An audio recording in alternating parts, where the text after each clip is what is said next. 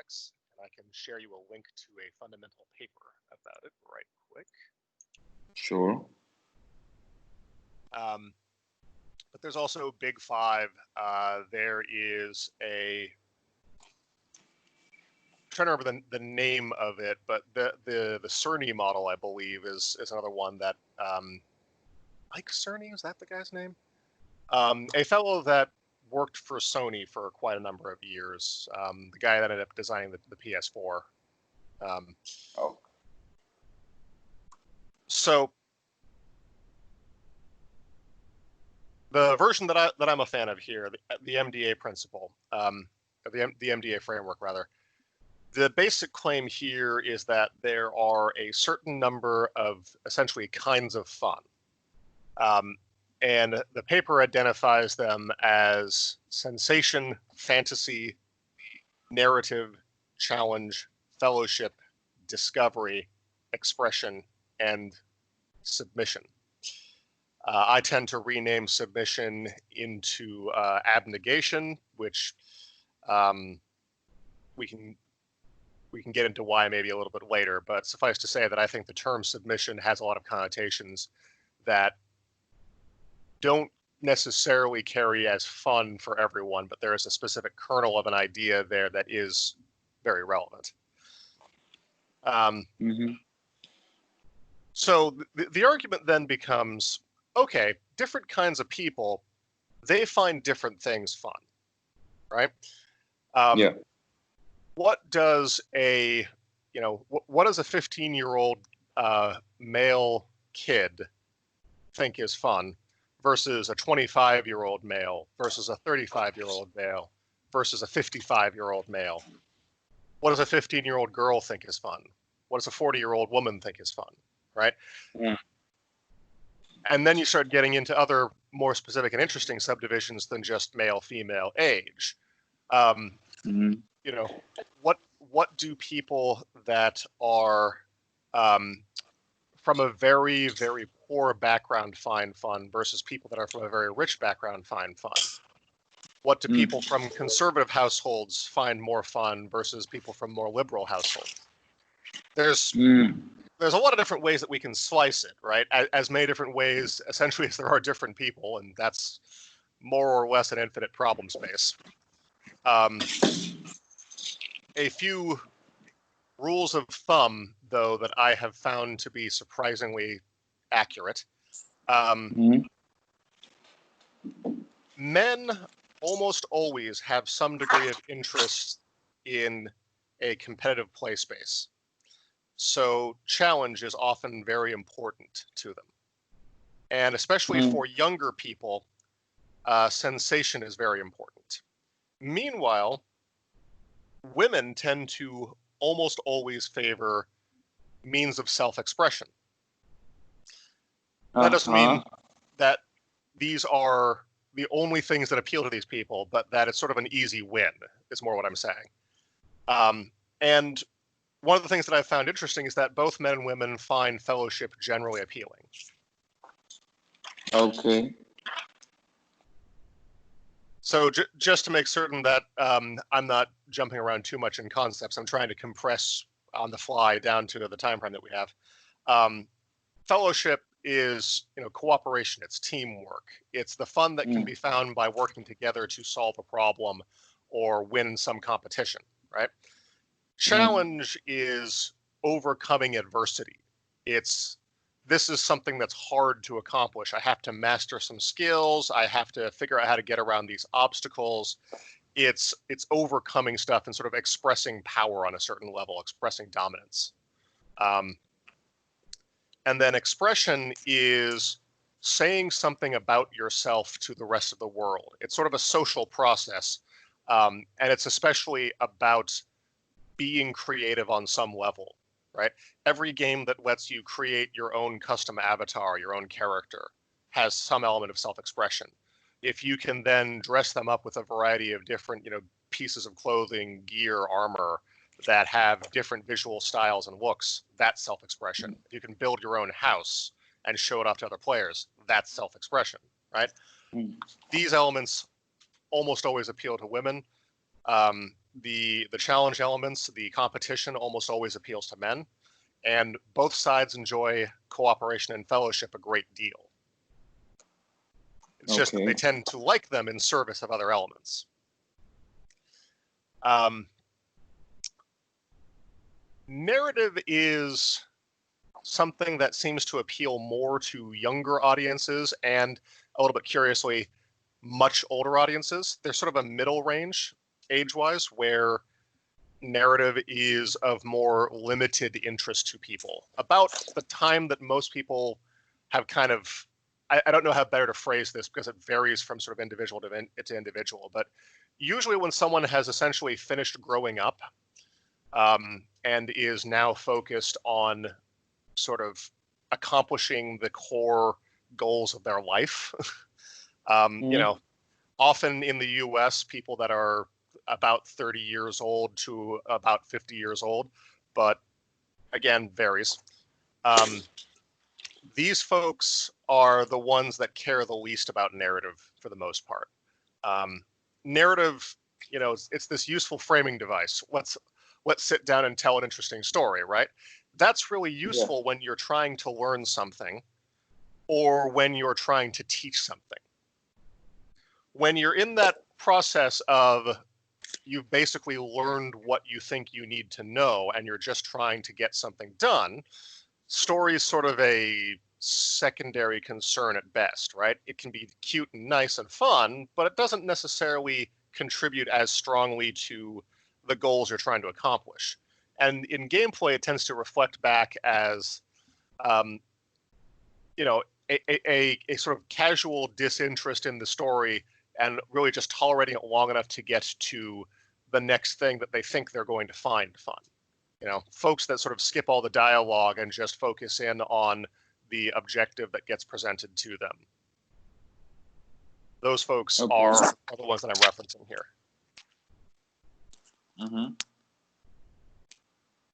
All right, so let's skip over to sensation briefly.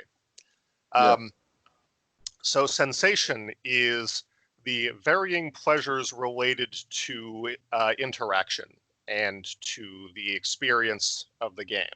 So this is how pretty the game is, how good the game's sounds and music are, sort of the moment-to-moment interaction and reactivity of the game, right? If you've played any game that has like really good haptic feedback, like you're sitting there with a controller in hand and it's jolting back at you when your character is like bumping into things or similar, right? These all build into that sensation fun.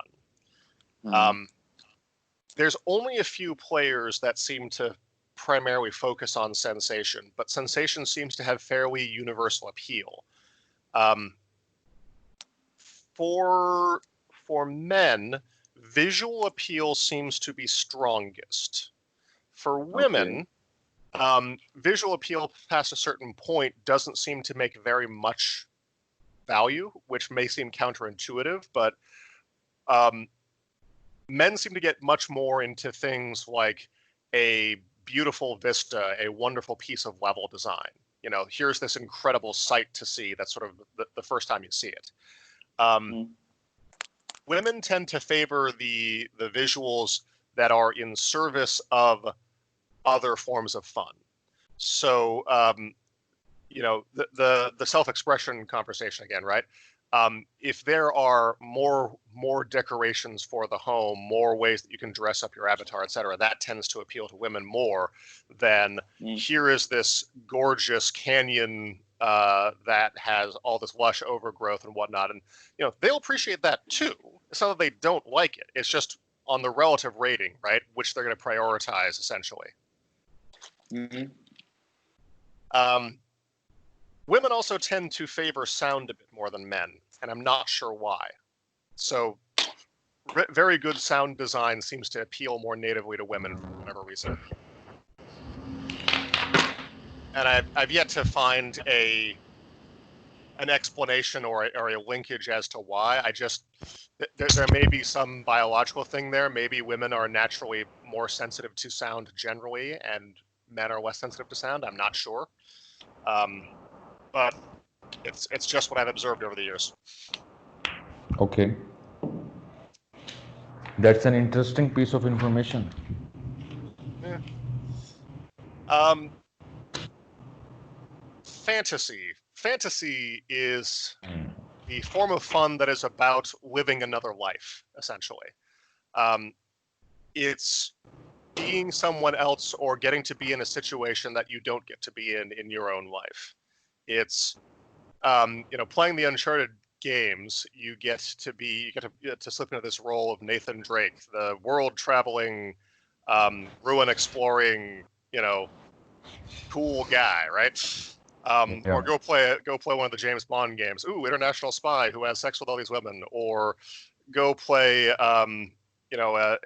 Doom and just be this preposterously over the top powerful individual who is just fighting hordes of demons. Like, these are all experiences that no one in reality is going to have in practice, right? Yeah. Maybe one guy will get to be Nathan Drake in the real world, but that's probably already happened, and the rest of us can only look at it and go, huh, that just sounds interesting, right? Fantasy is about delivering on that notion of slipping into another life, essentially. And coincidentally, fantasy is a very flexible thing, and it's very specific to the particular game you're making. It can tie in a lot to narrative. It can tie in a lot to the challenge, the nature of the challenge, and the nature of the sensation, right? So, continuing on with the Nathan Drake example for a moment, the Uncharted games, as a sort of central feature, have a lot of this sort of parkour and climbing around the environment, swinging from vines, overcoming varying obstacles, and a lot of it is sort of this athleticism combined with a kind of on-the-fly observation and puzzle solving of what you can go gravel onto, what you can sort of climb up and down, etc. That fantasy of being Nathan Drake is what sort of defines and informs what some of that challenge and what some of the associated sensation ends up being, right? That fantasy defines these parameters of, okay, you're going to be climbing up and down all of these objects. Why are you climbing up and down them? Well, these are these ancient ruins and old abandoned pirate ships and, unexplored cliff faces that haven't already been climbed by dozens of people with well marked out handholds and whatnot. So the deal is, we need to figure out within the challenge how to set up these areas that you are traversing such that you can kind of figure out where you're going, but it takes a few different tries. And what happens when you miss a jump? Oh, you fall to your death, right? Like, all of these elements flow naturally from fulfilling that fantasy. Then fantasy can tie into a bunch of other games as well, right? Look at the ever so classic Sims games, right? The Sims games, when you get right down to it, are about living the fantasy of a normal family life, for lack of a better way to phrase it. Specifically, sort of a normal suburban middle class family life, as perceived of by people in the U.S. is the way I'd phrase it. I doubt that the rest of the world lives like the folks in The Sims do, but I've seen a few households in Europe that are kind of like it. Anyway, that fantasy comes with it a whole host of different elements, right? There's, what do each of these family members do for a living? Well, I mean, the kids are in school, the parents have jobs. They slowly accumulate these, basically just money, and along the way you can spend that money on decorating up this beautiful house and building out more like parts of the house, and you can get a car and pets, and basically all of the little suburbanite everyday life stuff builds into that fantasy. And so it becomes this kind of interesting exercise in what more can we on the design side add into the game that speaks to that fantasy. Yeah. All right. Let's discuss the discovery form of fun then. So Discovery comes in two broad flavors, which are fairly related. The first is simple exploration. Okay. Have you ever played Minecraft? I have seen the videos. I have never played it. Okay. The video is probably a good enough touch point for the moment. So, one of the shticks in Minecraft is that the game can generate a brand new world for the player whenever they want to just go operate in a new world, right? You give it a random seed and it goes ahead and procedurally generates an entire area, an entire, virtual world. When you first get dropped in, you get dropped in with more or less nothing. You're punching down trees to get wood to build yourself your first tools, right? Yeah. But along the way, because this is a brand new world with no specifically designed landmarks, right? Yeah. You're going through this gigantic discovery process. You're exploring this world basically for the first time. You're traversing mountains. You're finding these plains with wheat and various other useful crops and such. You go find the varying bodies of water. You run into local wildlife and varying dangers. You find abandoned mines and things, right? It's this big process of exploration and finding out what's in the world. And part of it is the hope to be surprised, and part of it is just finding the resources and things you'll need.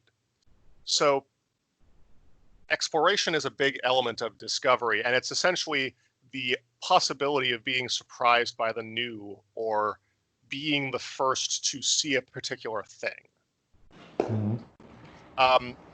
The other side of this same coin is to dig a little bit deeper into the concept of seeing something new is surprise. A part of discovery is the unexpected, is essentially the process of learning what even exists within the game. And on a certain fundamental level, if the game can routinely pull something out of left field that simultaneously feels like it fits within the game world, but is not something that the players on some level expected, that tends to reward that sense of discovery much more strongly. Understood. So I don't know if you've ever played the Dead Space games.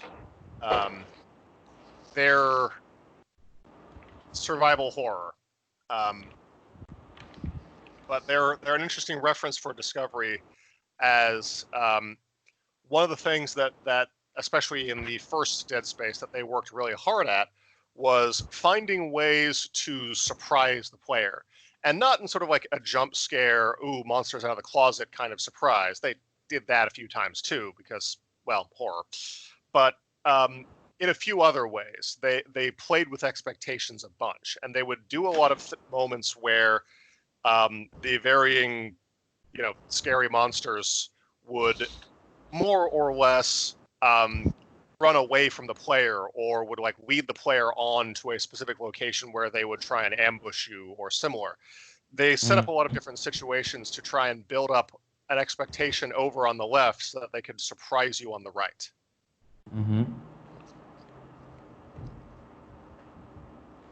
That all plays into a good sense of discovery in a game. All right, so let's talk about the last kind of fun then. Submission, or as I prefer it, abnegation. All right, so the paper describes this briefly as game as pastime, right? Okay. Game as pastime, it's kind of a vague way to say it. It's this notion of the game itself being kind of a hobby. It's something that you can sink hours into when you have it, right? And it's something that you can kind of come back to over and over again.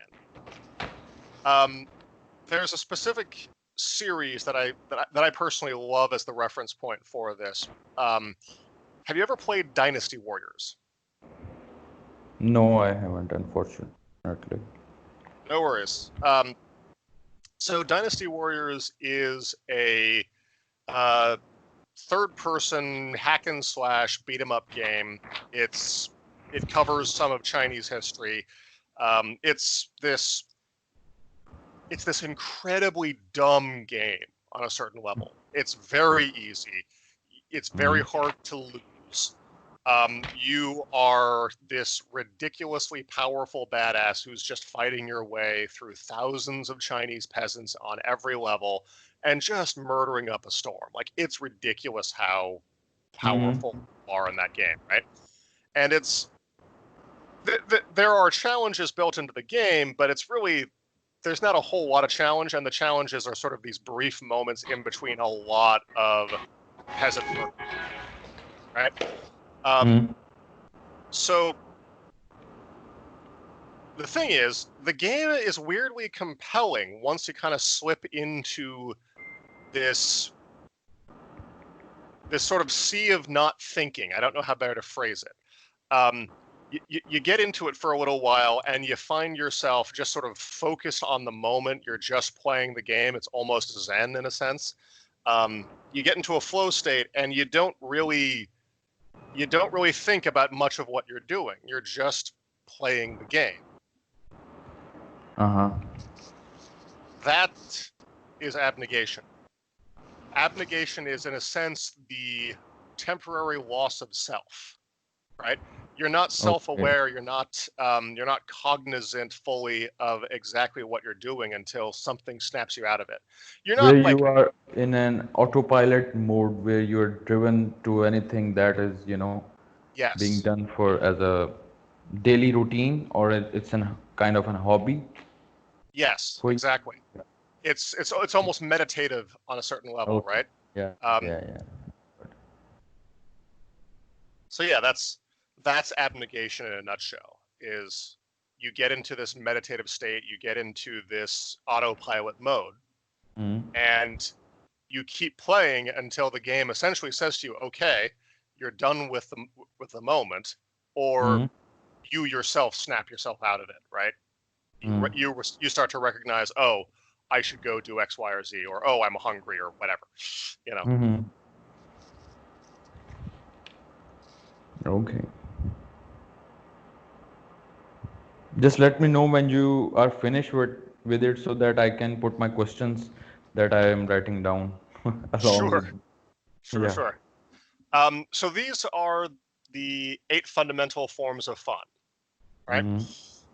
All right. So the job of the game designer is essentially to figure out, using these 8 forms of fun, how to construct game mechanics that most usefully appeal to these forms of fun. And per the start of the conversation, right? Different players find different forms of fun more compelling. Yes. And it's worth thinking about that way, right? Every player finds every one of these forms of fun to some degree valuable. But not every player is all about discovery. That's a subset, right? Not every player is all about submission. That's a subset. So you basically, you figure out, for the audience that you're going after, what forms of fun are the most effective, and you try and then construct your mechanics to appeal to those well. Now, the thing is, once you get a bunch of mechanics together, they form what's called a dynamic. A dynamic is when several mechanics are working together in concert. They start to form a overall sense of the game, a overall experience, right? If the dynamic is working as intended, you will get as an output a aesthetic, a emotional response, a sensation, a feeling that you were aiming at as the designer. Pardon me. No problem.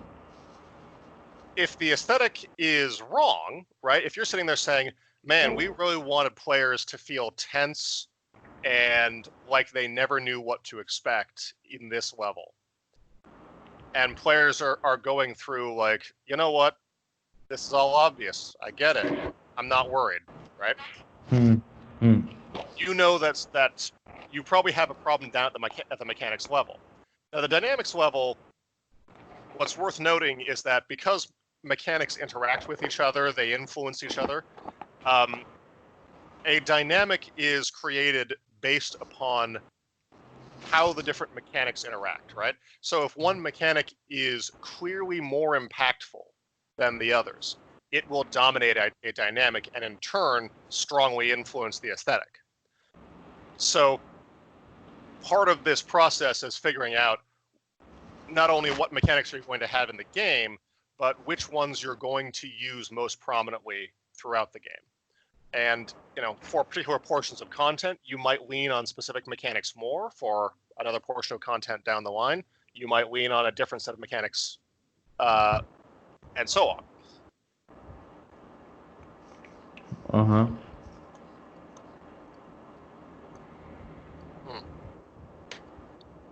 Pardon, had to take a quick drink. No problem. Talking too much, mouth's getting dry. So you figure out your mechanics, you coordinate them together to create your dynamics. Your dynamics in turn create the aesthetics. Now, from the player's perspective, the player interacts essentially in the opposite direction, right? The designer is going out from mechanics to aesthetics. The player is really, on average, they sit down with the game and they experience the game from the perspective of the aesthetic first. They then dig down into the dynamics and into the mechanics, right? I assume you've played a strategy game or two. Have you played Rise of Kingdoms or Game of War or Kings of Camelot? Clash of Clans works too. Type stuff. Yeah, exactly. So, you know how in Clash of Clans, right, the game pushes you relatively early towards PvP. And it creates this general sensation of you bring your army up against another player's stronghold, and you're looking at where they've placed their defenses. And you're sitting there thinking through, oh, I've got 20 barbarians and 10 archers, and I've got 5 bombers, and I've got 5 giants. If I place a giant here, he's going to take all the attention, and then I can throw 2 bombers down behind him to break open the walls, and then I can send in all of these barbarians to flood in after, while the giants over here just slowly work their way through, right? Like, you start to get this sensation that you are kind of this problem-solving strategist, right?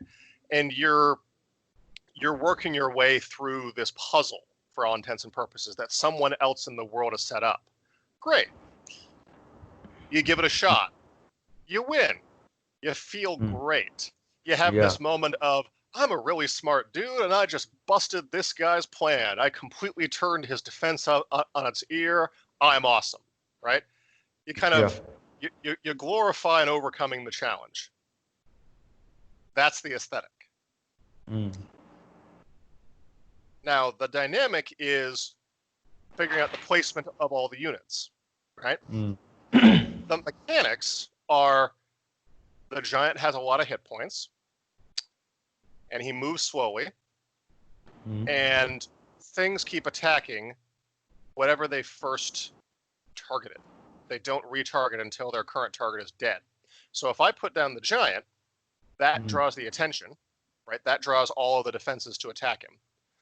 And judging from those kinds of defenses, I think that I've got this much time before the giant goes down and other stuff becomes vulnerable.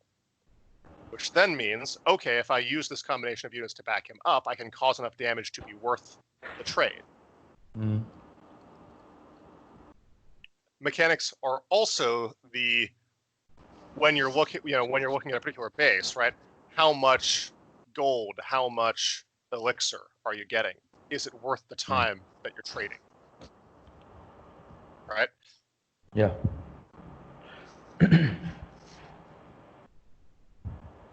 That's a very good example you just gave. completely got the idea of what exactly, because the sequence that you told me about the mechanics, dynamics, and the aesthetics, and with respect to the player's perspective, how does he comes to the game from aesthetics till the mechanics. To understand this whole sequence is very important for a game designer Hmm. or everyone who is working on the team. It's just not about the game designer. I think it's about every single individual. Either he is a QA or the developer or the programmer or whoever he is, he should know about this sequence so that he may be able to give valuable input regarding that. I agree. It also helps to frame a lot of the decision making that happens along the development cycle, right? Yes, exactly. You know, building any piece of software, but for games, this is especially true. There's a lot of judgment calls you have to make along the way about what you prioritize, right? What makes the cut for this milestone? What doesn't? And a Yes. big part of that is best guided by what is the aesthetic that we're trying to deliver to the player? Mm. What dynamics will they have to engage with in order to feel that aesthetic? And what mechanics do we therefore need to create that dynamic? Mm. You know, it is its own prioritization mechanism right there. Mm.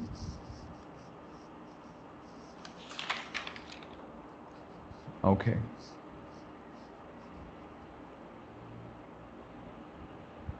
Hello? Yep, still here. Yeah, Just, yeah. Did you complete? Should I ask my question or it was I there think something? that's let's call that the core of the introductory course. Yeah. Yeah, yeah, exactly.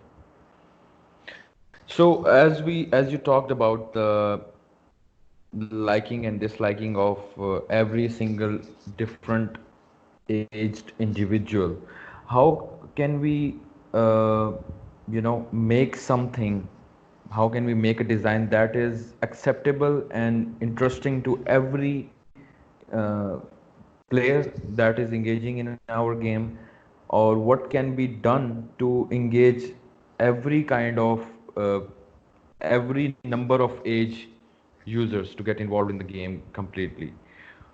As you talked about the 8 points, and Mm-hmm. in from those 8 points, what do you think, what are the top 3 points that needs to be focused in order to sustain or retain a valuable user into the game?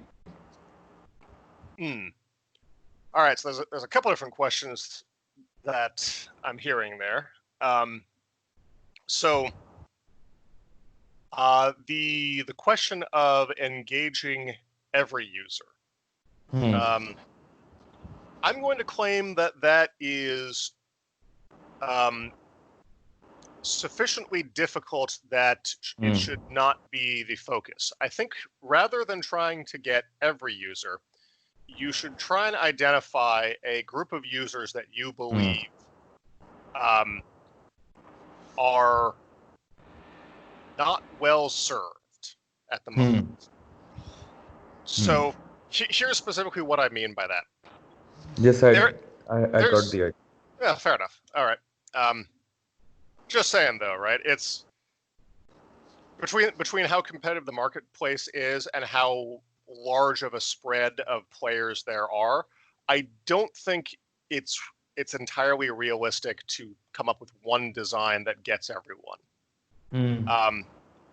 It is likely possible that you can come up with one design that everyone finds acceptable, but not Hmm. necessarily compelling. And Hmm. the problem with a saturated competitive environment, right, with there being so very many games out there to spend your time on, is that games that are universally appealing but aren't especially compelling tend to be easily stolen from, probably a better way to phrase it. It's easier to poach players from those games. But in addition, there's a fair number of players who, for them, gaming isn't a primary hobby of theirs, right? Hmm. It's not their main interest. And so for them, if it's not a highly compelling game, their small amount of gaming time on the average day probably isn't going to go towards that game. They're going to go find something that is more compelling. Yes, indeed. Oh yeah. So there's that aspect. And sorry, could you rephrase the full question again, just so I can? You gave the answer of satisfying the all users, and I get it that we can't ever set. That's an idealistic approach. We can never ever satisfy all the users that come into the game. So we need to focus on the specific group of users that are interested in our game specifically. Yes.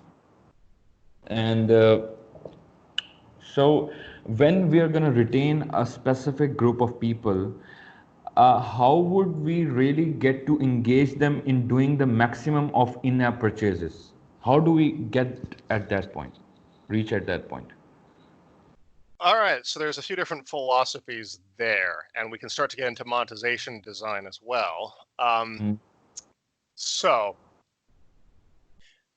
most people tend to be willing to spend money when one of a couple different conditions has been fulfilled. The first one is if they like the product that you're offering them well enough. It does something for them that they very much like. It appeals to some fundamental, it really nails home that sense of fun that they rate the highest.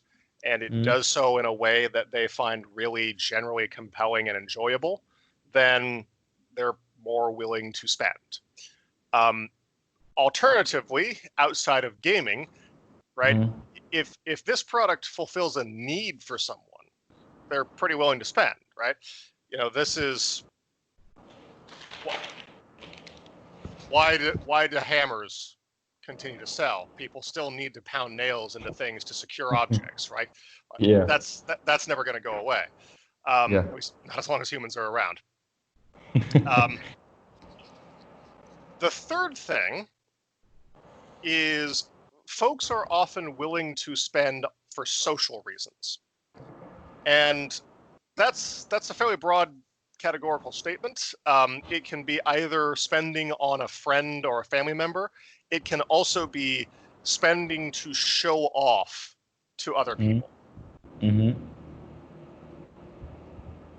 Now, I think I sorry to interrupt you, but yeah. I think the point that you mentioned about showing off is exactly what has happened in PUBG game, because whatever amount I spend in buying the in-app purchases, I will always be empty-handed in the battleground. Yep. And so all the money that has been spent is just for the show off to the other people that are with me, the multiplayer thing, the other teammates or whoever I am trying to, Yep. The whole agenda of that game is, exactly, I can understand. So there's a fairly powerful degree of I tend to use the terms social equity a lot when discussing this, but one of the things that a lot of people are motivated by is this notion of representation, right? How they are seen by other people, whether or not they are well known, right? Why is Twitch streaming so appealing to some people? Because they want to be known. Yes. Right? And coincidentally, that's part of the reason why expression as a form of fun is interesting to people. It's a way of sort of attaining social knownness. Being known socially is a big part of fulfilling that sense of representation. And humans are social animals. We fundamentally need to interact with each other. Indeed. And part of that interaction is a sort of a again, there's this concept of equity. There's this notion of it being sort of a social marketplace, right? Where we're all trading on our own value as an individual social entity, and we are sort of paying some respect and acknowledgement to others in the hopes that they'll pay us back in some way, right? We're all playing this weird, invisible social currency game where none of us have a clear sense of how much money we have in the social bank account. We only have a fuzzy sense, right? We know when a lot of people are aware of us. We know when there's good buzz, right? When people think well of us. And we often know when people think ill of us. But we don't have any specific number anywhere that says, oh yes, you have, 9,451 social credits, right? That's not actually a thing that we have specific knowledge of.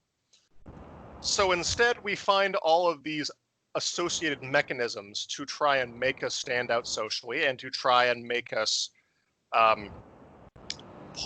sway more people's interest, ultimately.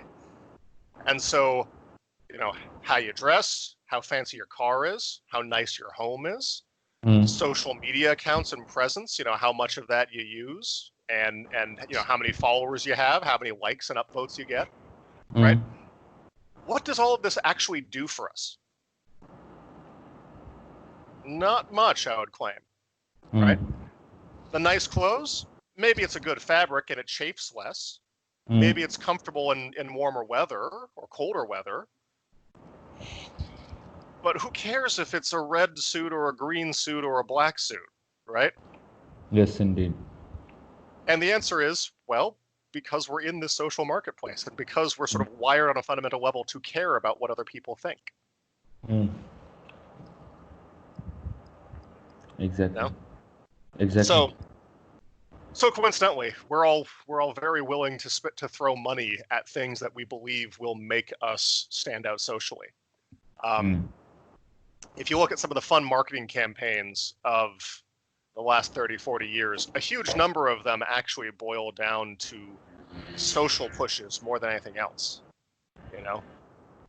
Why should I drink beer? Oh, 'cause you'll get with the ladies. Why should I buy this really nice car? Everyone's going to look at that car and be like, damn, that guy must be awesome. Why should you buy a ring for that girl? Because it tells not just the girl that you care about her, and that's certainly true. It's showing her that you love her.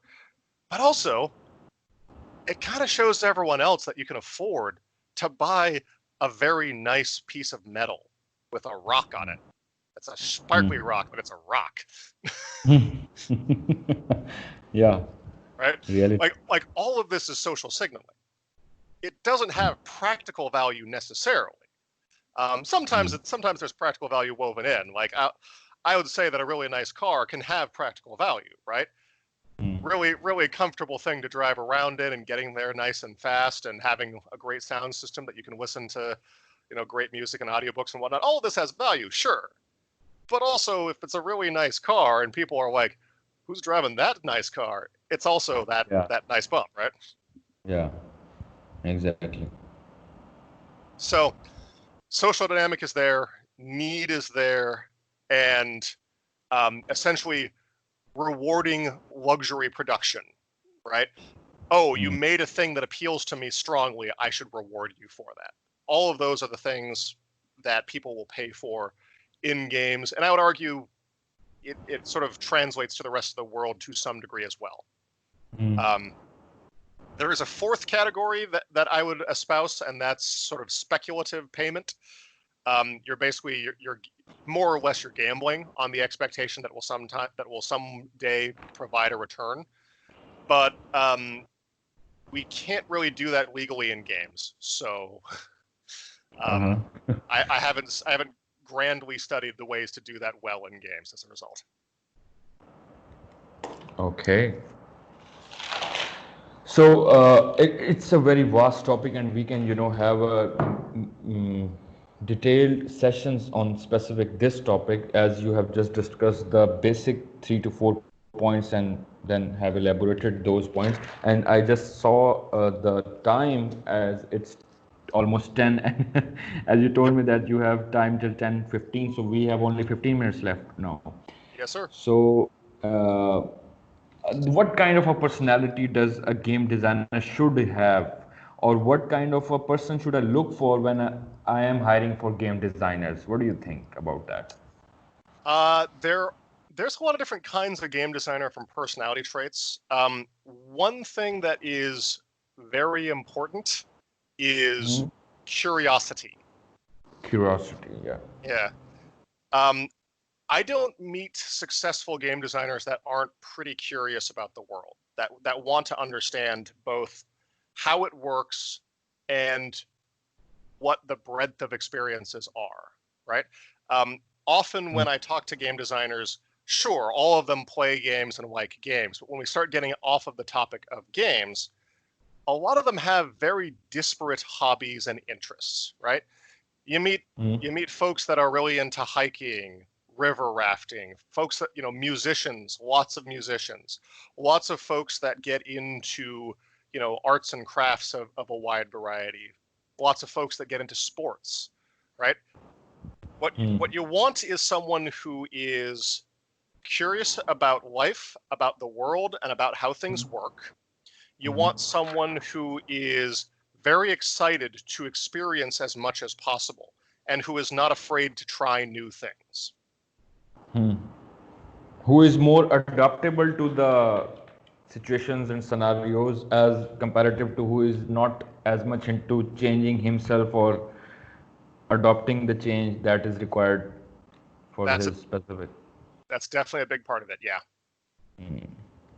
Um, now since there's different sort of sub-disciplines of game design, as I mentioned early on, systems design versus content design versus so on and so forth. There are some subtle differences and sort of commonalities within sub-disciplines. Systems designers are almost always very mathematically oriented. If they're not mathematically oriented specifically, they tend to come from more of a heavy linguistic background. So they'll spend a lot of time thinking about language and logic, and it's less about language as a form of like expression of emotion so much as it's language as a tool, right? The the linguistically focused ones tend to end up having sort of some overlap with programmers weirdly, whereas the mathematical ones tend to be very focused on sort of this more purist, how do I set up the perfect mathematical model for X, Y, or Z perspective. And the form of curiosity that you tend to see a lot with systems designers is, how do I best optimize this, and how do I best model this? They get really excited about figuring out the detailed way to represent something in a spreadsheet.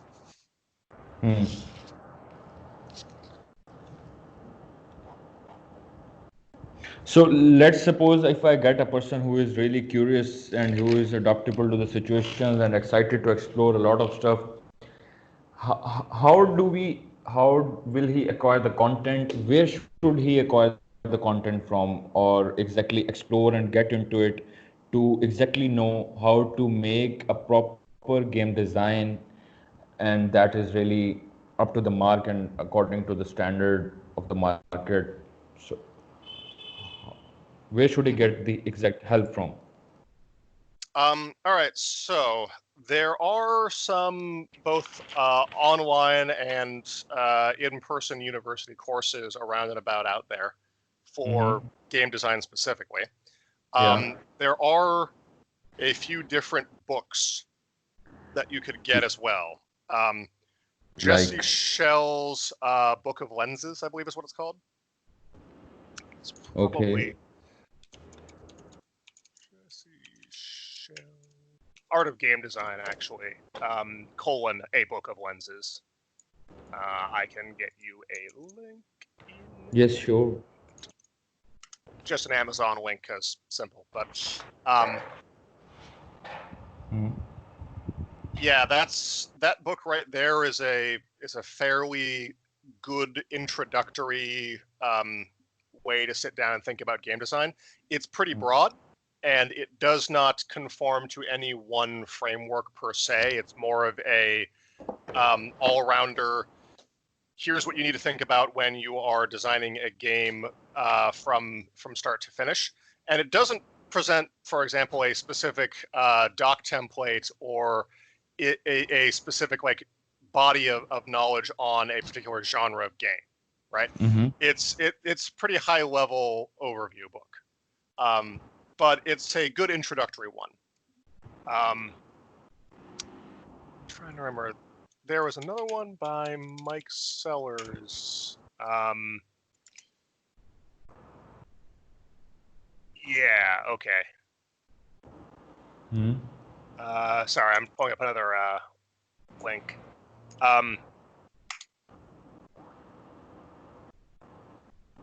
Game design system. Okay. Yeah. That one starts to get into more specific techniques that can be applied. There's also, so depending upon the nature of the studio you're planning to put together and the